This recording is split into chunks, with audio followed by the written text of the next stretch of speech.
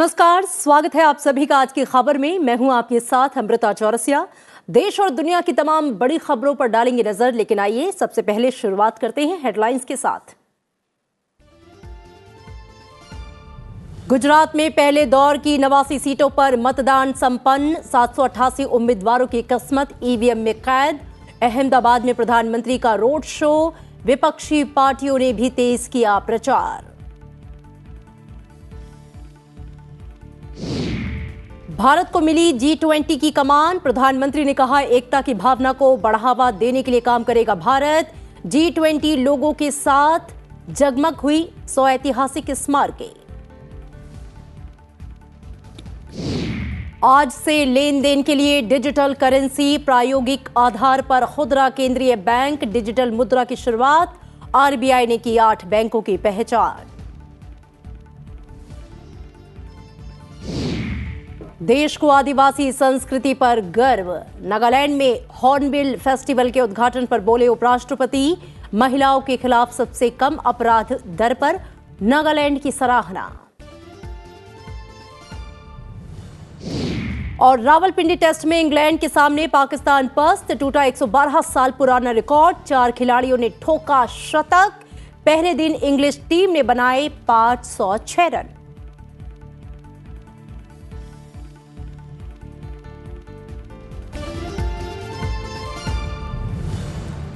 और आज चुनावी दिन है। सबसे पहले शुरुआत गुजरात विधानसभा चुनाव से जुड़ी खबरों के साथ।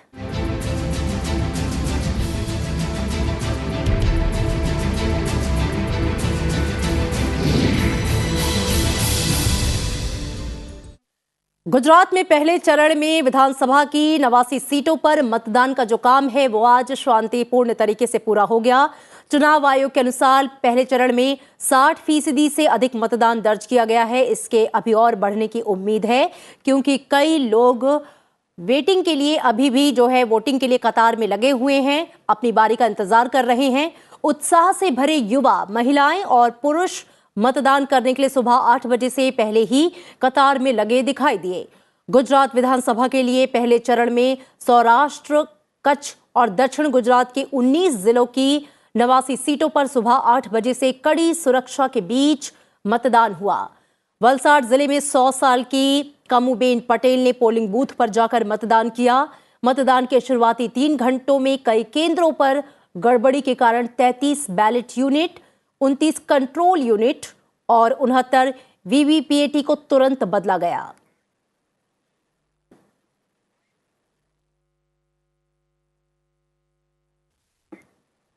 क्या सोच के आप चुनाव में वोट देने आए हैं? क्या चाहिए आपको? हमें अच्छी सरकार चाहिए, और क्या चाहिए। महिलाओं को क्या चाहिए गुजरात में अगर चुनाव के बाद कोई भी सरकार बनती है तो?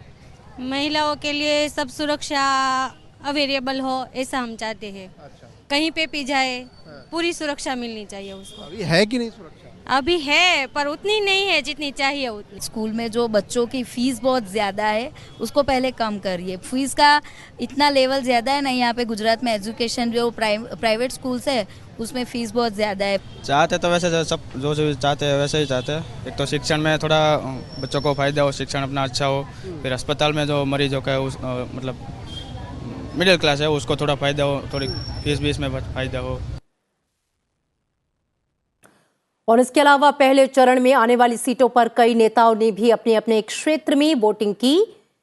केंद्रीय स्वास्थ्य मंत्री और बीजेपी नेता मनसुख मांडविया ने भावनगर में हनोल में अपना वोट डाला। वहीं केंद्रीय मंत्री पुरुषोत्तम रूपाला ने अमरेली में वोटिंग की। रेल राज्य मंत्री दर्शना जरदोश ने सूरत में वोट डाला। द्वारका में राज्यसभा सांसद परिमल नथवानी ने खंभालिया पोलिंग बूथ पर अपना वोट डाला। तस्वीरों में आप देख सकते हैं। इसके अलावा गुजरात विधानसभा अध्यक्ष नीमाबेन आचार्य ने रावलवाड़ी प्राथमिक स्कूल में वोट डाला। गुजरात बीजेपी अध्यक्ष CR पाटिल ने सूरत में अपना वोट डाला। वहीं गुजरात के पूर्व मुख्यमंत्री और बीजेपी नेता विजय रूपाणी ने राजकोट में मतदान किया। कांग्रेस प्रत्याशी अर्जुन मोड़वाडिया ने पोरबंदर में वोटिंग की।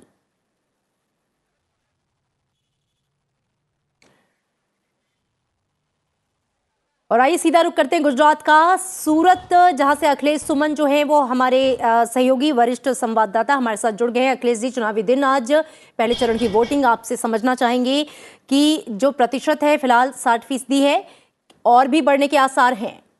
किस तरह का रहा आज पूरा वोटिंग के दौरान वहां का माहौल और खासकर वो मुद्दे जो जनता अपने जहन में लेकर निकली आज?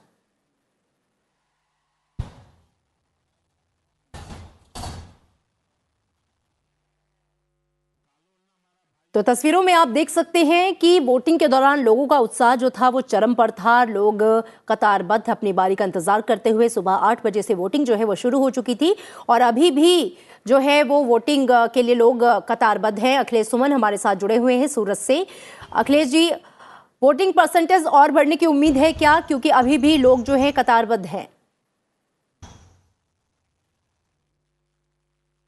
देखिए, निश्चित तौर पे जो 6:30 बजे तक हमें सूचना मिली थी उसके मुताबिक 59.25% वोटिंग हुई। उसके बाद अभी जो हमें सूचना मिली तकरीबन 7:30 बजे, उसके मुताबिक 60.20% वोटिंग हुई है। तो इसका मतलब है कि अभी चूंकि बहुत सारे लोग कतार में हैं कई जगहों पे, चूंकि चुनाव आयोग ने नियम बनाया है कि 5 बजे के अंदर जो लोग भी उस कैंपस परिसर के अंदर आ जाएंगे उन सबको वोट देने का अधिकार रहेगा। हम भी ऐसे कई बूथों पे गए जहां देखे कि 5 बजे के बाद जो लोग भी अंदर आए उनको दिया गया। तकरीबन 5:30 बजे तक वोटिंग चली, तो कुछ लोग कुछ जगह पे 6:30 बजे तक वोटिंग चली, तो अभी कुछ जगहों पे है। तो निश्चित तौर पे कह सकते हैं कि परसेंटेज बढ़ने की उम्मीद है, क्योंकि थोड़ी सी निराशा कई राजनीतिक दलों में है कि पिछली बार जहां ये 67.25 एवरेज था इस फेज का चुनाव में, अब अभी 60.20 पे ही है। अगर थोड़ा सा और बढ़ जाए, हो सकता है 67 पर पहुंच जाए, तो निश्चित तौर पे एक अच्छी बात होगी। लेकिन अगर इतना नहीं पहुंचता है तो सारे दल विश्लेषण करने में लगे हुए हैं कि मामला कहां जाके बिगड़ा। क्या बीजेपी से कोई चूक हुई, या कांग्रेस के मतदाता जो है वो नहीं बाहर निकले, या आम आदमी पार्टी जितना उत्साह दर्शा रही थी उतने उत्साहित उनके मतदाता नहीं थे। तो एक बहुत ही रोचक समय है और इस समय सारे जो विश्लेषक हैं सभी लोग इस विश्लेषण में लगे हुए। अमिता, बहुत शुक्रिया अखिलेश सुमन जी, और अपना ख्याल रखिए, चूंकि ठंड भी है और लगता है आपके गले में खराश है। लेकिन जो बातें आपने हमें बताई कि मतदाता जो है कतारबद्ध हैं, हो सकता है कि वोटिंग परसेंटेज जो है वो थोड़ा बढ़ जाए। हालांकि पहले के मुकाबले थोड़ा कम है, विश्लेषण होगा इसे लेकर, लेकिन अभी भी चांसेस है कि वोटिंग परसेंटेज बढ़ सकता है। अपने चरण का मतदान होने के बाद दूसरे चरण का चुनाव जोर पकड़ लिया है। प्रधानमंत्री नरेंद्र मोदी ने आज गुजरात के कलोल, छोटा उदयपुर और हिम्मतनगर में रैली को संबोधित किया है। इसमें उनके निशाने पर कांग्रेस पार्टी और उनके नेता रहे हैं। उन्होंने कहा कि प्रमुख विपक्षी दल के नेताओं के बीच उन्हें गाली देने की होड़ मची है, लेकिन उन्हें नहीं पता कि ये राम भक्तों का गुजरात है। प्रधानमंत्री ने कहा कि अगर वे लोकतंत्र में विश्वास करते तो इस स्तर तक कभी नहीं जाते।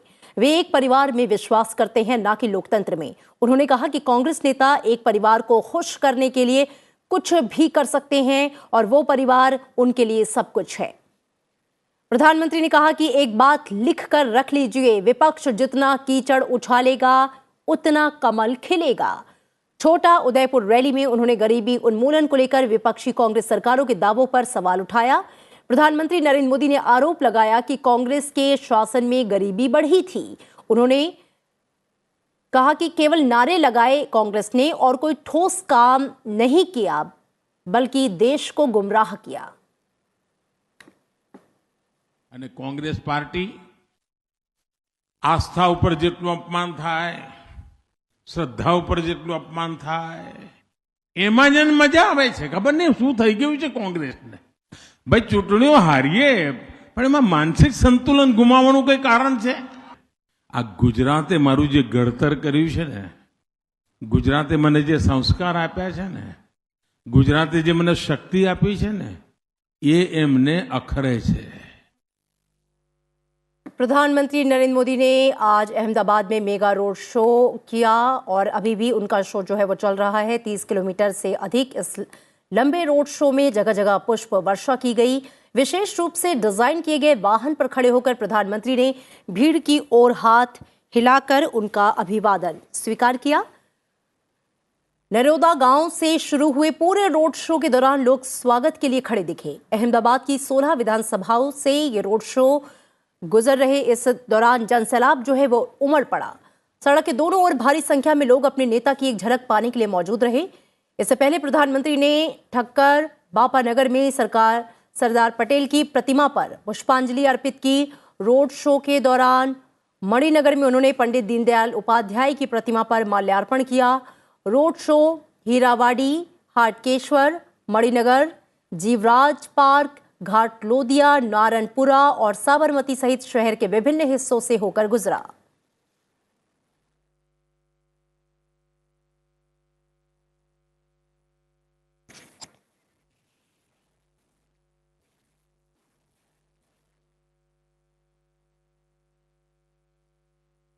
और आइए गुजरात विधानसभा चुनाव से जुड़ी कुछ और अहम खबरों पर नजर डाल लें। केंद्रीय गृह मंत्री अमित शाह ने अहमदाबाद में रोड शो किया। उन्होंने कहा कि जितनी बार गुजरात में कांग्रेस ने प्रधानमंत्री के खिलाफ अपशब्द का उपयोग किया, उतनी बार जनता ने बैलेट बॉक्स में जवाब दिया है। गुजरात के मुख्यमंत्री भूपेंद्र पटेल ने मेहसाणा के विजापुरा में रोड शो को किया। इसमें भारी संख्या में लोग शामिल हुए।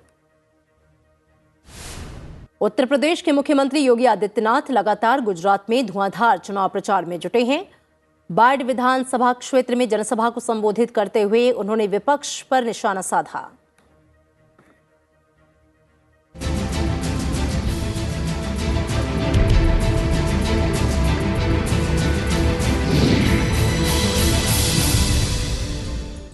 और देश की कुछ और अहम खबरें। भारत के G20 की अध्यक्षता शुरू करने के मौके पर प्रधानमंत्री नरेंद्र मोदी ने कहा कि वो एक पृथ्वी, एक परिवार, एक भविष्य के विषय से प्रेरित होकर एकता को बढ़ावा देने के लिए काम करेगा।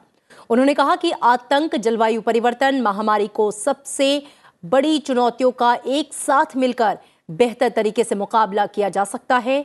भारत की G20 प्राथमिकताओं को न केवल हमारे G20 भागीदारों बल्कि दुनिया के दक्षिणी हिस्से के हमारे साथी देशों के परामर्श से आकार दिया जाएगा, जिनकी आवाज अक्सर अनसुनी कर दी जाती है।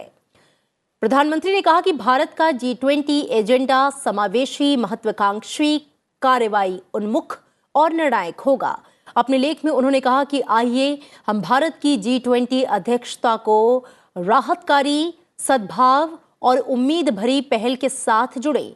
आइए हम मानव केंद्रित वैश्वीकरण के एक नए प्रतिमान को आकार देने के लिए मिलकर काम करें।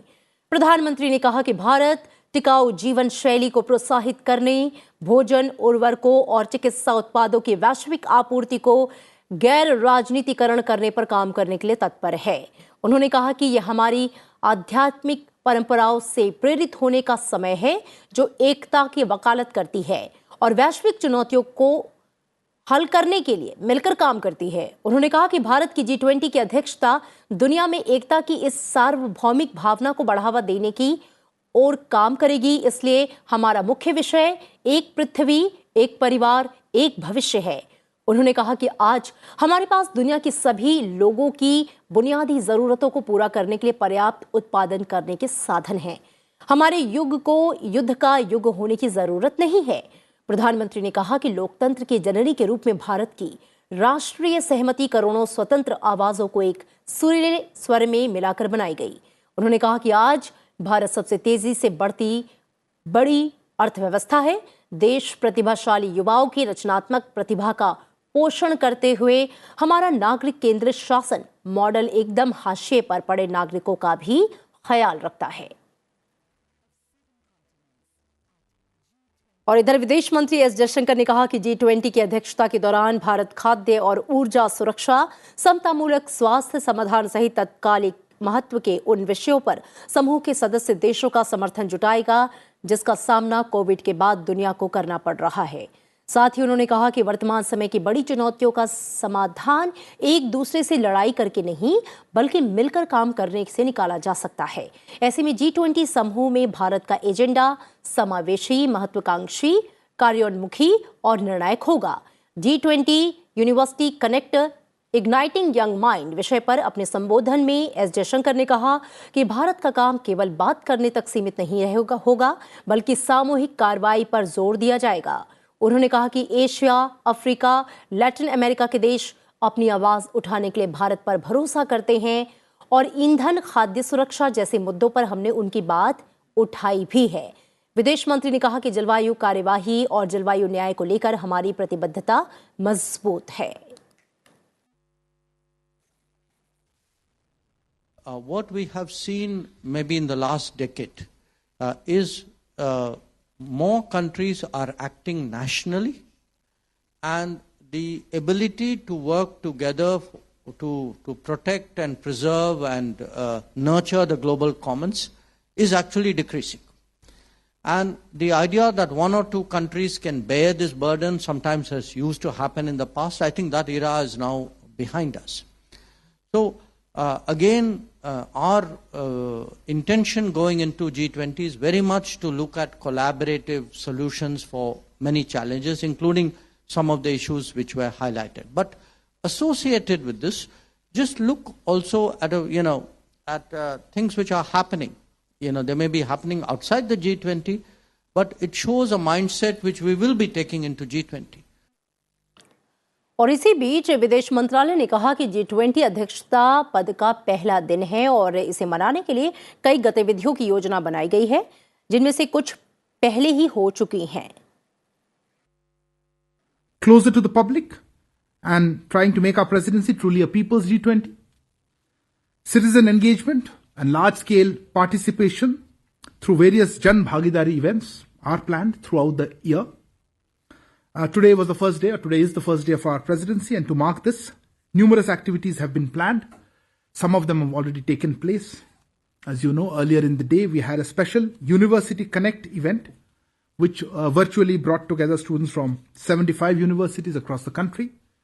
External Affairs Ministers, as well as Principal Secretary Prime Minister, were among the distinguished speakers. The interest of student actually bodes well for our efforts at engaging the youth in G20 activities. We are also involving school students through special G20 sessions in various schools. Nagaland की 2 दिवसीय यात्रा पर कोहिमा पहुंचे उपराष्ट्रपति जगदीप धनखड़ ने hornbill festival का उद्घाटन किया। इस मौके पर उपराष्ट्रपति ने कहा कि भारत संस्कृति की भूमि है और भारतीयों को अपनी आदिवासी संस्कृति पर गर्व है। राज्य के प्राकृतिक सौंदर्य को मनमोहक बताते हुए उपराष्ट्रपति ने कहा कि राज्य में पर्यटन की अपार संभावनाएं हैं, जिनका पूरा दोहन करने की जरूरत है। देश में महिलाओं के खिलाफ सबसे कम अपराध दर होने के लिए नागालैंड की सराहना करते हुए उपराष्ट्रपति ने कहा कि राज्य महिला सशक्तिकरण में रास्ता दिखा रहा है। उपराष्ट्रपति ने कहा कि भारत ने आज से G20 की अध्यक्षता ग्रहण कर ली है। अप्रैल में राज्य में G20 की बैठक होने पर दुनिया नागा आतिथ्य का अनुभव कर सकेगी।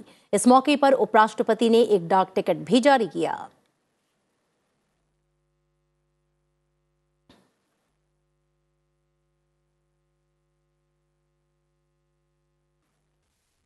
My dear boys and girls, exemplifies women empowerment. And this theme will take us to greater heights. Equal position for women in Naga society is something which the rest of India needs to emulate. I would conclude by saying one thing finally. The entire world is looking at us. G20 presidency of Bharat, India, the largest democracy, is a milestone achievement. Our hospitality will be unique. और अब कुछ और खबरें। Chief justice D Y Chandrachud ने वैवाहिक विवाद और जमानत के मामलों से जुड़ी स्थानांतरण याचिकाओं पर सुनवाई के लिए जस्टिस हिमा कोहली और जस्टिस बेला एम त्रिवेदी वाली पूरी तरह महिला न्यायाधीशों की एक पीठ गठित की। सुप्रीम कोर्ट ने जम्मू कश्मीर में विधानसभा और लोकसभा निर्वाचन क्षेत्रों के पुनर्निर्धारण के लिए एक परिसीमन आयोग के गठन के सरकार के फैसले को चुनौती देने वाली याचिका पर अपना फैसला सुरक्षित रख लिया। नागर विमानन मंत्री ने कहा कि डिजिटल ढंग से चेहरे की पहचान कर हवाई अड्डे पर प्रवेश की सुविधा देने वाली प्रणाली डिजी यात्रा में यात्रियों से संबंधित आंकड़ों को संरक्षित रखा जाएगा। सरकार ने दिल्ली, बेंगलुरु और वाराणसी हवाई अड्डों पर डिजी यात्रा प्रणाली की शुरुआत की।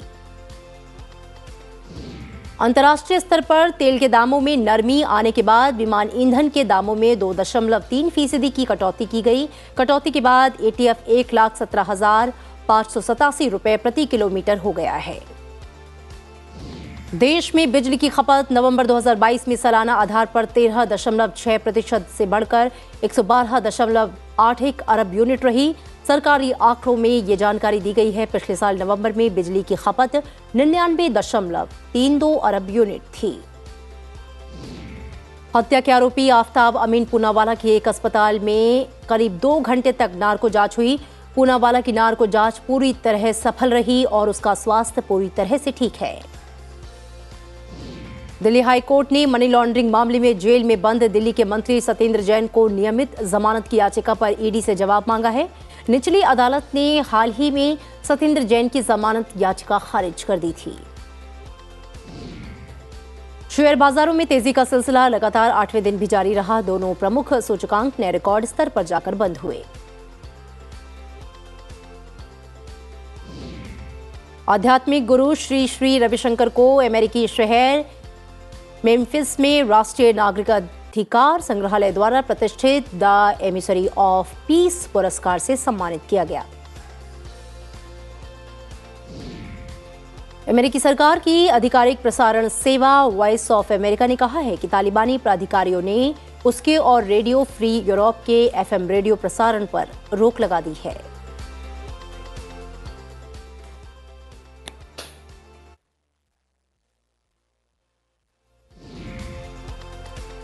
और आइए अब नजर डालते हैं राज्यों से जुड़ी खबरों पर।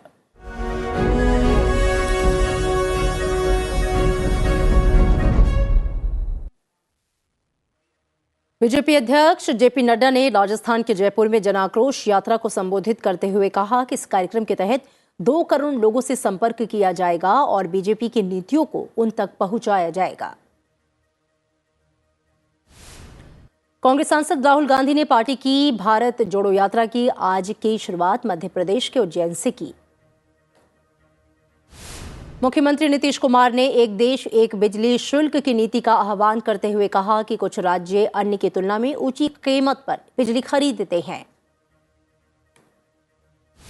दिल्ली में नगर निगम चुनाव के कारण शुक्रवार को रविवार तक शराब की बिक्री पर पाबंदी रहेगी। एमसीडी के 250 अवार्ड के चुनाव के लिए रविवार को मतदान होना है।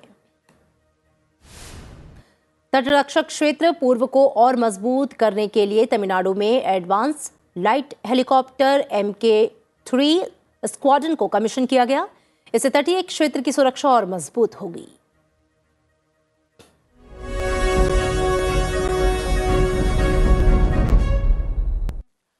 और रिजर्व बैंक ने आज प्रायोगिक आधार पर डिजिटल रुपए की शुरुआत की है। इसके लिए 8 बैंकों की पहचान की गई। डिजिटल रुपया डिजिटल टोकन के रूप में होगा और उसकी कानूनी वैधता होगी। इसका मूल्य कागजी मुद्रा और सिक्कों के मूल्य वर्ग के समान होगा। इसके पहले केंद्रीय बैंक डिजिटल रुपए के थोक खंड का पायलट परीक्षण कर चुका है। 1 नवंबर को डिजिटल रुपए के थोक खंड का पहला पायलट परीक्षण हुआ था।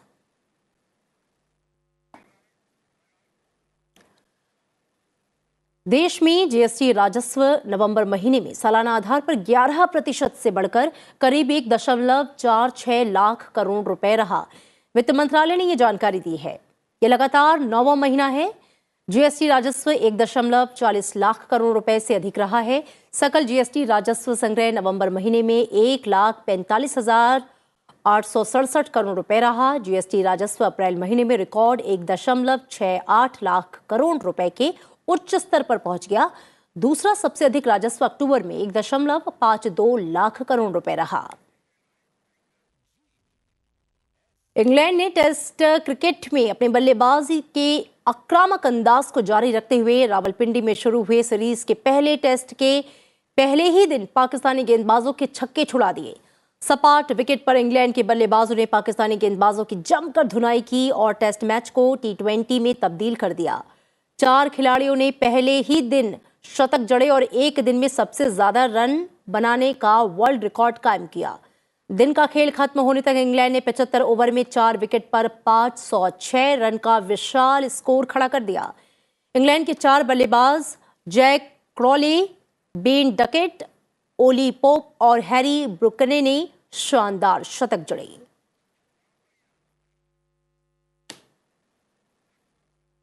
और अब वक्त आपसे विदा लेने का, लेकिन चलते चलते आपको छोड़ जाते हैं नागालैंड में आयोजित हॉर्नबिल फेस्टिवल की कुछ खास तस्वीरों के साथ। दीजिए इजाजत, नमस्कार।